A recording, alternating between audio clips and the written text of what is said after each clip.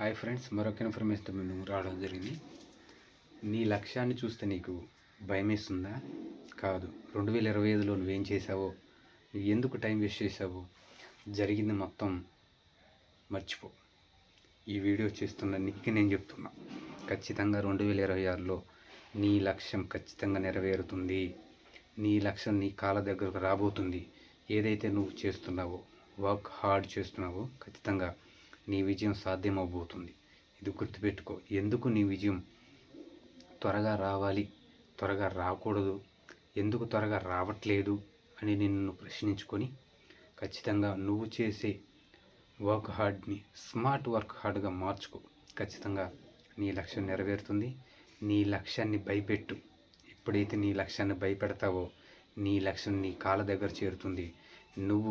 నువ్వు విజయం సాధిస్తేనే, గుర్తుపెట్టుకో.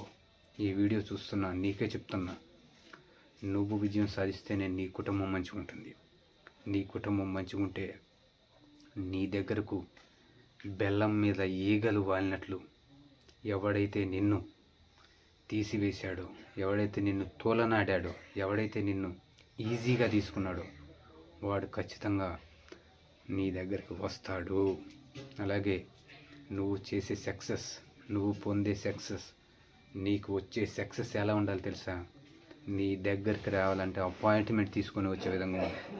గుర్తుపెట్టుకున్న మిత్రమా, ఖచ్చితంగా 2025లో ఏం జరిగిందో వదిలేయి. అవన్నీ 2026 నీ లక్ష్యం ఖచ్చితంగా నెరవేరాలని, అలాగే ఆ దేవుని ప్రార్థిస్తూ, అలాగే ప్రతి ఒక్క ఎవరైతే కంటెస్టెంట్స్, అలాగే ఎవరైతే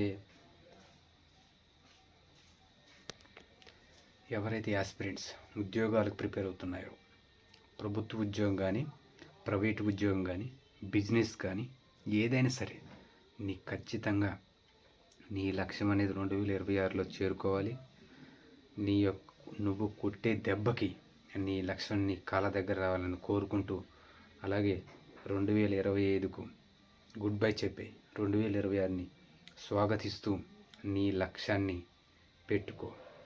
నీ లక్ష్యం ఏంటో ఖచ్చితంగా నువ్వు 2026లో సాధిస్తావని కోరుతూ, థ్యాంక్ యూ.